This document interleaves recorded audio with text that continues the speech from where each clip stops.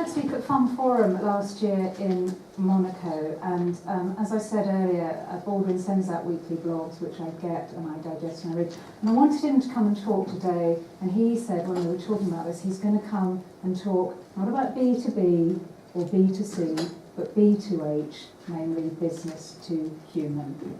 Baldwin. Thank you, Holly. All right, B2H. Let me tell you a little bit about me, who I am. So that's my name. I am, can we put the slides on, please? All right. B2H is I'm Baldwin Burgess. I'm from Brussels. I sound a bit like someone from New Jersey because that's where I learned English, my first language. But I wanted to talk to you today about a concept that has been quite fuzzy for me for many years, but suddenly is getting a lot of focus and is crystallizing. And it's the concept of business to human. Transcends B2C and B2B. It is I think more and more we know about our customers, we should also be able to have a more personal relationship with them. And because customers give us so much information, we know so much about them, it's about time that we build relationships like we do with our best friends who we also trust. So I want to expand on how technology can help us become more human and even closer to each other. I run a company called BD Insider, and that's essentially what I spend most of my time doing. I figure out how we can use technology in our business strategy, in our communication strategies, to get under people's skin, to get closer, to get more engagement, to get attention and keep that attention, right? All right, now, if anybody out there in the universe is watching us, I am sure we are an entertaining bunch. We come up with technology, then we reject it, and then we wind up trying to catch up with it. We're a very interesting species. And the reason why we keep on rejecting technology is because technological innovation often shifts our status quo, and we're not very comfortable with that. But the thing is, technology is often born for a very specific reason. It's born because we need it. It's born out of our own desires. Effectively, technology typically brings us closer together. So technology is driven by the human desire to connect with each other. I want to spend a few moments meditating on this. Well, it's not always like that. Sometimes technology we get carried away with it. Sometimes we do things with it that we should not really be doing.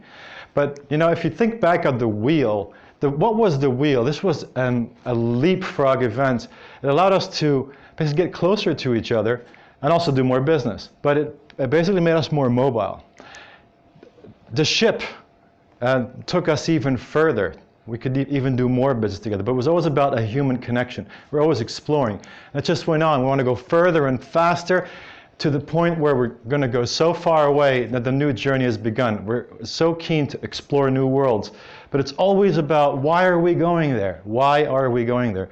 Because we're very curious to see if there's other beings out there we can connect with. We're always looking to connect. When we invented the technology of writing, that was an awesome device because suddenly we could connect with other people from a distance. And then we figured out how to do this en masse. Mind you, this belonged to an elite. Not everybody knew how to read and write in those days. Those who managed this technology had a cutting-edge advantage. But we invented the printing press so we can share more ideas and more knowledge with each other. And then we figured out there's a way that we can talk directly with each other on the spot, instantly. And again, a lot of people rejected this idea in the beginning. The elites that controlled it made a lot of money. We wanted more of that. We took this even further to the point where we wanted to talk to each other all the time, all together, and that's when we came up with the internet. And then we took that phone, we took that internet, we put a camera in there because we wanted to see each other. We even took it to the point that we want to sleep with each other using this technology. All right? So it's a human need of connection and finding each other. Belonging is a basic need. It's the Maslow pyramid. The Maslow pyramid drives most of our technology. It's an inherent human need. Love and belonging is connected to self-esteem, but technology is always a human invention. My generation, many of the people in this room, when we see teens coming together, they're all looking at their own little screen, and we think that's kind of absurd, but they're having a great time. because we fail to see it from their perspective. What's so awesome is that if I'm here with Malika and with Holly and I want to show the rest of my friends that we're together having a great time, see, that's their world. For them, this device allows them to connect with more people, more on their own terms, more efficiently. But for them, they know nothing else. For them, this is their world. And who knows this sign? What does this mean? Huh? This is unbelievable that this has become such a success. When I think of this company, I keep on thinking about all those VCs that must have laughed those children out of their office that came up with that idea. Who would be possibly interested in videos and images that would disappear instantly? Well, this new generation thinks this is a pretty cool idea. You know why? Because that interaction that they have, where they can be together and interact with the devices, well, this makes it even more human because it holds that same element of ephemeral to a conversation. Interesting, isn't it? This just is living testament that we have for us, it's very difficult to understand the way the next generation perceives the world that's coming. She is one of the billions of people that will inherit our world. And she will, for her, it's absolutely natural that she is entangled with technology. She will not meditate on the fact whether or not she is using technology to communicate. It will be so. This is a very simplified overview of the global population. Now, finance focuses on the minority of this graph. And it makes sense because that's where the money is, right? So the seniors in our society have the cash. That makes sense. I mean, in the end, finance is a business. But what finance is probably not very good at right now is trying to prepare to resonate with those people with the bulk of the rest of the world population, which is very youthful. That 44 to 15, granted that this is a big category. But I bet you that the 25 line is somewhere here. There's a population explosion. When I was in high school, 80s, 4 billion. Now almost double. We all know that cliche, but the thing is, the investment industry likes to talk about long-term ideas. Guess what? There is an audience for long-term ideas. It's not those people, it's these people. These people want to talk about the long term because they're 20 years old. And if we can win them on their, if we can resonate with them, and Romy left, but she said something really smart today. She said, like, why can't we make that pension fund thing just part of the routine? You see, when we look at finance, we go on Google, we find finance solutions. This is what it looks like. This is what is this? I mean, all those people, can they recognize their need there? Are these sites speaking to those people, or are they presenting themselves as they see themselves? Where's the handle? Where's the way in? Where's that human engagement? Where is it? These are the biggest names in finance that we're looking at right here.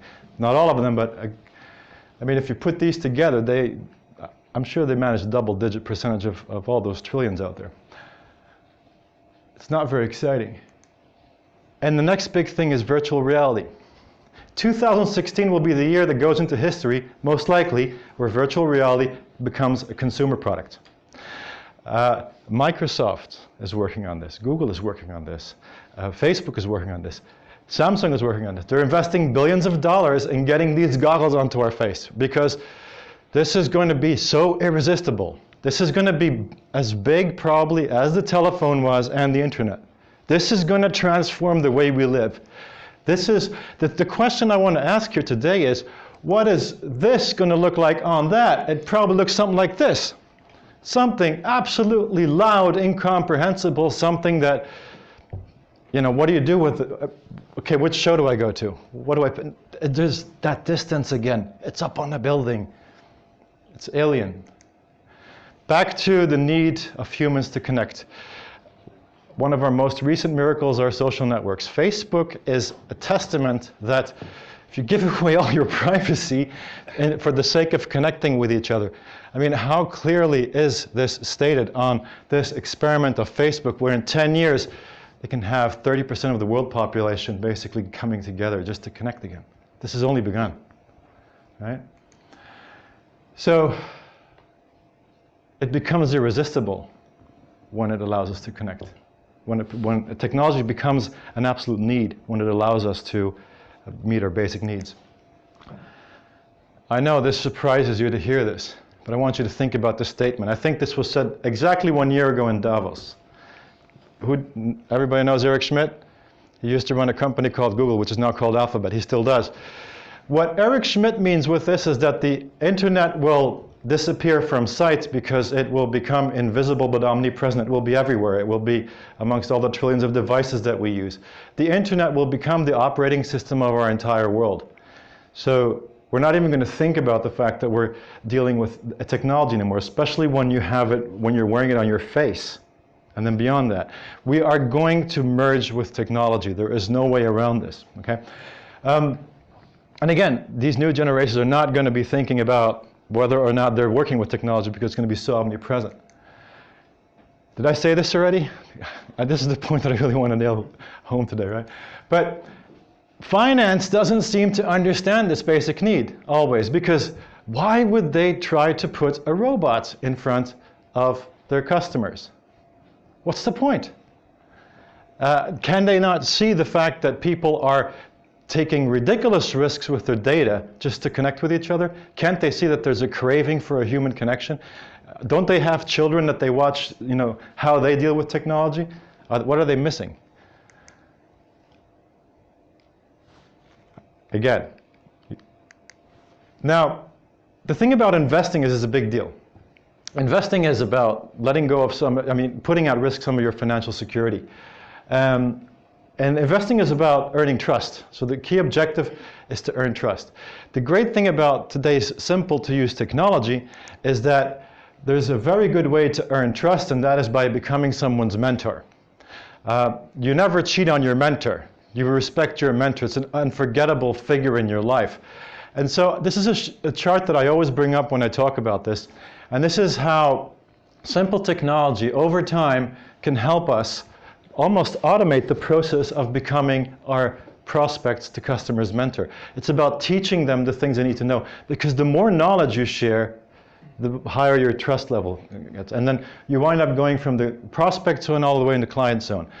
This, with technology, is now entirely possible because it's now very easy to share your knowledge. Webinars are, if you're a bit cheap like me, you can do them for free on Google. But you can get GoToMeeting, you get all these different platforms that you can basically share your knowledge. You can record them, do them live. You can connect with thousands of people at the same time. What I find so fascinating about technology is that we can give everybody VIP, the same standard of VIP service, every single one of our customers, if we know how to use technology and let the human part shine through. But when I go on, why not have a website where I can push a button to talk to, let's say his name is John. John is a personal finance advisor. John knows everything he needs to know about me because on his interface he's probably going to have my data, my investment history, my risk tolerance profile. He may know more about me than I want to believe he knows about me. But the thing is, John could, even if there's an algorithm behind this, John could help me make sense out of finance. This is the opportunity that a lot of people are missing. When I call my bank, I get this voice-operated system that really does everything it can to put me back online on their website, to click on buttons there, you know? And this, okay, I'll tell you a story. So it surprised me where it came from. I kind of like to lurk around the net to see, I kind of like to explore what's new in finance. So I checked out this binary trading thing. I was just really too curious. I heard it gets a pretty bad rap and things like that. And what I found was surprising is what they basically tried to connect with me on Skype. And then I said, okay, let's see what's going on. Literally giving me mentoring, education, things like that. Now, if that can come from a place like that, these are the new challengers in the finance industry who are getting this. This is the lock-in for people. You create this personal relationship, okay? So simple to set up. You can do these calls virtually for free, and what even better is, there's all those millions of people in developing markets coming online. They're all going to get this stratosphere-beamed high bandwidth internet access. They speak hundreds of languages. So there's a massive job opportunity here as well for smart people to take care of people's finances. This is probably one of the biggest employment opportunities we have, and it will pay for itself because this closeness, you can build customers for life with this. You can teach people how to deal with their finances. All right. Now, when this man speaks, we all listen. And he knows something about building a huge brand. He knows something about building. He took a company that was broken and made it the world's largest company. It was all based on the consumer experience. And I think what he says is something that we have to meditate on. It's not about the technology. You start at the customer experience and then you build it from there. Technology, the degree of technology needed is essentially should be used only to satisfy that need of the customer that we're trying to capture. So the message here today is that we can leverage amazingly simple technology to create an amazing experience for our customers. And I think finance really needs to understand that if they want to stay relevant. Thank you very much. I hope that resonated with you. And if it did, I'd like to invite you to join me on my discovery into B2H. So if you go into b2insider.com, as some of you know, I share my thoughts quite openly about it. And I can also hopefully help you get your head around this a little bit better. And hopefully, maybe I can be your guide in this crazy world. Thank you. Thanks very much, Baldwin. And I would suggest everyone does go in and get Baldwin's blog, which I do always read, and there's always something I take from it. It was